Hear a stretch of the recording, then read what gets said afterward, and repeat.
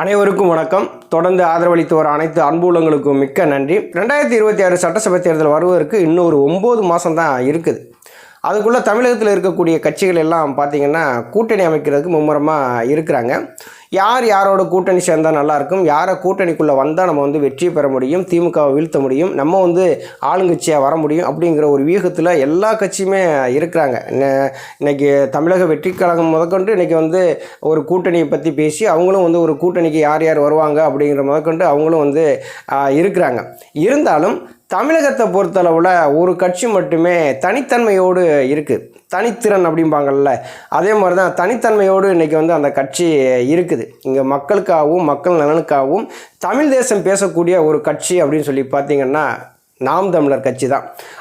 சீமான் அவர்களுடைய ஆரம்பம்னு சொல்லி பார்த்திங்கன்னா திராவிட கொள்கையில் சார்ந்ததாக இருந்தது. இலங்கையில் இனப்படுகொலை நடக்குது.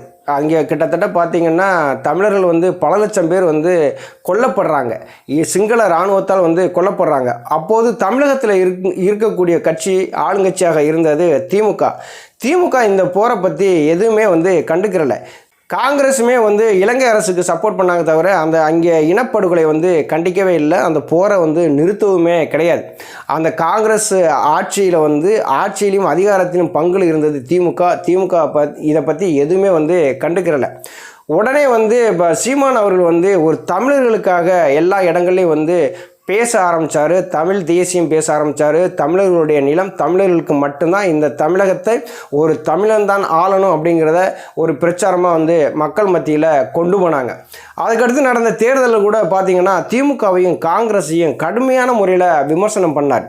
அந்த சமயத்தில் அதிமுகவுக்கு ஆதரவாகவும் சீமான் அவர்கள் பிரச்சாரத்தை துவங்கினாங்க. தமிழகத்தில் இலை மலர்ந்தா இலங்கையில் ஈழம் மலரும் அப்படின்லாம் சொல்லி பிரச்சாரத்தை பண்ணாங்க. நம்மளே ஒரு தனியாக ஒரு இயக்கம் காண்போம் அப்படிங்கிறதுக்காக தான் நாம் தமிழர் அப்படிங்கிற ஒரு கட்சியை ஆரம்பித்து அந்த இயக்கத்தினுடைய ஒருங்கிணைப்பாளரானார் சீமான் அவர்கள் பார்த்திங்கன்னா அரசியலில் அவர் ஒரு கொள்கை பிடிப்போடு இருக்கக்கூடியவர். எல்லாத்துக்குமே நமக்கு நல்லா தெரியும். எதற்காகவும் எப்போதும் காம்ப்ரமைஸ் ஆகவே மாட்டார். தமிழ் தேசியம் பேசக்கூடிய ஒரே கட்சி அப்படின்னு சொல்லி பார்த்திங்கன்னா நாம் தமிழர் கட்சி தான். நாம் தமிழர் கட்சி பார்த்திங்கன்னா தமிழர்களுடைய வாழ்வுரிமை அரசியலை பற்றி தான் நிறையா பேசுது. தமிழகத்தில் இருக்கக்கூடிய வளங்கள் எல்லாமே தமிழர்களுக்கு மட்டும்தான் சொந்தம் அப்படிங்கிறத முன்னிறுத்தி அவங்க பிரச்சாரத்தை மேற்கொண்டு போனாங்க. இங்கே ஆளுங்கட்சியினரார் தமிழகத்தில் இருக்கக்கூடிய கனிம வளங்கள் திருடப்படுகிறது. இங்கே சாலை கட்டமைப்புகள் அதிகமாக இருக்கிறதில்ல, குடிக்க சரியான தண்ணீர் கிடைக்கிறதில்ல, இருக்கிற இடங்களையே இடிச்சிட்டு அது மிகப்பெரிய அளவுள்ள ரோடுகளாக போடுற அளவுக்கு உருவாகிடுது. இதையெல்லாம் கண்டித்து சீமான் அவர்கள் தொடர்ந்து போராட்டங்களை நடத்துகிறார். மக்களுக்கு எங்கெங்கெல்லாம் அநீதி நடக்குதோ அங்கெல்லாம் சீமான் அவர்கள் தொடர்ந்து பிரச்சாரத்தை மேற்கொண்டுட்டே போகிறாரு. போராட்டத்தையும் முன்னெடுக்கிறார். மக்கள் எந்த இடத்துல போராடுறாங்களோ அந்த இடத்துல நாம் தமிழர் கட்சியின் ஒருங்கிணைப்பாளர் சீமான் அவர்கள் அந்த இடத்துல இருப்பாங்க. தமிழகத்தில் சீமான் அவர்கள் போராடாத இடமே கிடையாது. ஆளுங்கட்சியாக இருக்கட்டும், எதிர்கட்சியாக இருக்கட்டும், மத்திய அரசாக இருக்கட்டும், எதுவாக இருந்தாலுமே அவர்கள் செய்யக்கூடிய தவறுகள், தமிழர்களுக்கு இழைக்கக்கூடிய அநீதிகளை தட்டி கேட்காம எந்த இடத்திலும் இருந்ததும் கிடையாது. டெய்லி செய்தியாளர் சந்திப்பு நடத்திக்கிட்டே இருப்பாங்க. செய்தியாளர்களும் சீமானிடம் கலங்காமல் அந்த செய்திகளை சேகரிச்சுக்கிட்டே இருப்பாங்க. செய்தியாளர்கள் உலகத்தில் எந்த நியூஸ் நடந்தாலும் சரி தான் அதை சீமான் அவர்கள்ட்ட கேட்பாங்க. சீமான் அவர்கள் தெளிவான ஒரு பதிலையும் கொடுப்பாங்க. இன்றைக்கி அரசியலில் இன்றைக்கி அப்டேட்டில் இருக்கக்கூடிய ஒருத்தர் யார் அப்படின்னு சொல்லி பார்த்தீங்கன்னா நாம் தமிழர் சீமான் தான். 2016 சட்டசபை தேர்தலில் அவர் களம் காங்குறாரு. வெறும் 1% வாக்குகள் தான் வாங்குறாரு. 2019 பாராளுமன்ற தேர்தலில் களம் காங்குறாரு. அவர் 3% வாக்குகள் வாங்குறாரு. 2021 சட்டசபை தேர்தலில் 6% வாக்குகள் வாங்குறாரு. 2024 பாராளுமன்ற தேர்தலில் 8% வாக்குகள் வாங்கி ஒரு மாநில அந்தஸ்து பெற்ற கட்சியாக இன்னைக்கு இருக்கிறார். புரட்சித் தலைவி அம்மா அவர்களும் கலைஞர் கருணாநிதி அவர்களும் இல்லாத காலத்தில் இன்னைக்கு அரசியலில் அவருடைய வாக்கு சதவீதம் சொல்லி பார்த்தீங்கன்னா 8% இருக்குது. இந்த 8% வளர்ச்சிக்கு என்ன காரணம் அப்படின்னா இளைஞர்கள் மத்தியில் நல்ல வரவேற்புள்ள ஒரு கட்சி அப்படின்னு சொல்லி பார்த்தீங்கன்னா நாம் தமிழர் தான். இன்னைக்கு நிறைய அரசியல் பேசக்கூடிய இளைஞர்கள் நாம் தமிழர் கட்சியில் இருக்கிறாங்க. இந்த இடைத்தேர்தல் நடந்தாலும் அந்த இடைத்தேர்தலில் நாம் தமிழர் கட்சி போட்டியிடாமல் போனதே கிடையாது. எதிர்கட்சியாக இருக்கக்கூடிய அதிமுகவே சட்டமன்ற இடைத்தேர்தலாம் புறக்கணிச்சிருக்காங்க. ஈரோடு கிழக்கு இடைத்தேர்தல், விக்கிரவாண்டி இடைத்தேர்தலாம் பார்த்தீங்கன்னா அதிமுக புறக்கணிச்சிருக்கிறாங்க.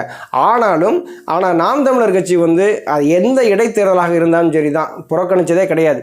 2016 இருந்து 2021 வரைக்குமே நடந்த எல்லா தேர்தலிலும், அது சட்டமன்ற தேர்தலாக இருக்கட்டும், பாராளுமன்ற தேர்தலாக இருக்கட்டும், இது ஊரக உள்ளாட்சி தேர்தலாக இருக்கட்டும், இடைத்தேர்தலாகட்டும், எல்லா தேர்தலையுமே இது நாம் தமிழர் கட்சி வந்து போட்டிட்டு இருக்காங்க. ஆனால் வளர்ச்சியை நோக்கி தான் போயிருக்காங்க. ஆனால் அவங்க வந்து 1% ஓட்டு வந்து கீழே இறங்குச்சு அப்படின்னு இதுவரையிலும் கிடையாது.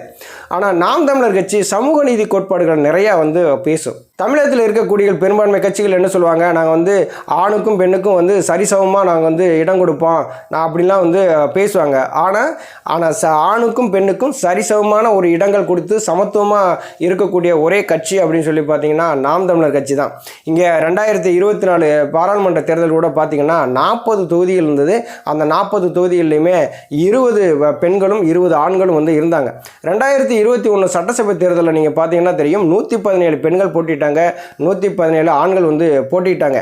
இங்கே வந்து யாரையும் வந்து குறைத்து வந்து மதிப்பிட மாட்டாங்க. தமிழர்களுக்கு ஒரு பிரச்சனை அப்படின்னா அந்த இடத்துல சீமானவர் வந்து இருப்பாங்க. மற்ற கட்சிகள் இருக்காங்களோ இல்லையோ, முதல் ஆளாக வந்து சீமான் போய் அந்த இடத்துல இருப்பார். அந்த பிரச்சனைகள் என்ன ஏது சொல்லி கேட்டு அங்கே ஒரு போராட்ட களத்தை உருவாக்குவார். போராடி பேசியே தான் இன்றைக்கி இளைஞர் மத்தியில் வந்து மிகப்பெரிய வரவேற்பில் இருக்கக்கூடியது நாம் தமிழர் கட்சி. இந்த நாம் தமிழர் கட்சியை அவ்வளவு ஈஸியாக யாரும் வந்து எடை போடவே முடியாது. இது முதல்வர் ஸ்டாலினாக இருக்கட்டும், இன்றைக்கி எதிர்க்கட்சி தலைவராக இருக்கக்கூடிய எடப்பாடி பழனிசாமியாக இருக்கட்டும், இவர்கள் 2 பேருடைய வீழ்ச்சி எங்கே இருக்குது அப்படின்னா நாம் தமிழர் கட்சியினுடைய வளர்ச்சியில் தான் இருக்குது. நான் தோற்றுருக்கேன், யார்கிட்ட தோற்றுருக்கேன், என் மக்கள்கிட்ட தோற்றுருக்கேன், வேறு மக்கள்கிட்ட எதுவும் தோற்றுருக்கேனா? இல்லை, என்னுடைய தமிழ்நாட்டில் என்னுடைய மக்கள்கிட்ட நான் தோற்றுருக்கேன். ஒரு நாள் எனக்கான வாய்ப்பை கொடுப்பாங்க, அந்த வாய்ப்பை கொடுக்கும்போது தமிழகத்தை நான் சொர்க்க பூமியாக மாற்றி காட்டுவேன் அப்படின்னு வந்து பேசுகிறாரு. உண்மையிலேயே சீமான் அவர்களுடைய பேச்சு வந்து எல்லாத்தையுமே வந்து கவரக்கூடியது. ஒரு எந்த விதமான துண்டு சீட்டுகளும் இல்லாமல் பேசக்கூடிய ஒரு கட்சியினுடைய தலைமை அப்படின்னு சொல்லி பார்த்தீங்கன்னா சீமான் தான். சீமானை தவிர்த்து நீங்கள் அரசியல் தமிழ்நாட்டில் இனிமேல் நீங்கள் பண்ண முடியும் அப்படின்னா அதுவும் பண்ணவும் முடியாது. இன்றைக்கி வந்து இப்போ அதிமுக திமுக இன்றைக்கி தமிழக வெற்றி கழகம் களத்தில் நின்று களமாடி இதில் வந்து ஓட்டுகளை பிரிப்பாங்க போவாங்க அப்படின்னு சொல்லி இருந்தாலும், தமிழகத்தை பொறுத்தளவில் இளைஞர்கள் அதிகமாக இருக்கக்கூடிய கட்சி நாம் தமிழர் கட்சி தான். அந்த இளைஞர்கள் ஒவ்வொருத்தருடைய வேர்வை துளிகள்னால தான் இன்றைக்கி இந்த கட்சி வந்து இந்த அளவுக்கு வளர்ச்சி அடைஞ்சிருக்கு அப்படிங்கிறத எல்லாரும் பேசக்கூறத நம்மளும் பார்த்துக்கிட்டு தான் இருக்கிறோம். நாம் தமிழர் கட்சி 2026 சட்டசபை தேர்தலில் அதிமுக திமுக தமிழக வெற்றி கழகம் இந்த 3க்குமே சரியான ஒரு போட்டியை கொடுக்கக்கூடிய ஒரு கட்சியாக தான் இருக்க போகுது. அரசியல் களத்தில் யார் வேணாலும் புதுசாக கட்சியை ஆரம்பித்து தேர்தல் களத்தில் வந்து நிற்கலாம். ஆனால் மக்கள் போராட்டங்களில் கலந்து கொள்ளக்கூடிய ஒரு தலைவன் இருக்கிறான், ஒரு மக்கள் பிரச்சனைக்காக போராடக்கூடிய இடத்துல ஒருத்தர் இருக்கிறார் அப்படின்னா நாம் தமிழர் சீமான் மட்டும்தான் அந்த இடத்துல இருக்குது. அந்த நாம் தமிழர் கட்சி தான் அந்த இடத்துல நிற்கிறாங்க. இந்த முறை நாம் தமிழர் கட்சிக்கான வாக்கு சதவீதம் அதிகமாகும். இந்த முறை சீமான் அவர்கள் வந்து எந்த சட்டசபை தொகுதியில் வந்து போட்டியிட்டாலுமே கண்டிப்பாக வந்து வெற்றி பெறுவார். ஏன்னா அவருடைய அரசியல் வந்து யாரோடையும் வந்து காம்ப்ரமைஸுங்கிறது கிடையாது, தனித்து நிற்கிறது தான் அவருடைய தனித்துவமே. இந்த மண்ணையும் மக்களையும் ஆளக்கூடிய ஒரே தகுதி வாய்ந்த கட்சி நாம் தமிழர் தான் அப்படின்னு சொல்லி ஒவ்வொரு மேடைகளையும் முழங்குறது எல்லாரும் மனசுலையும் ஆழமாக பதிஞ்சிருக்கு. நாளை அரசியல் எப்படி இருக்குன்னு சொல்லி பார்ப்போம். சீமான் அவர்களுக்கு வாழ்த்துக்கள். நன்றி.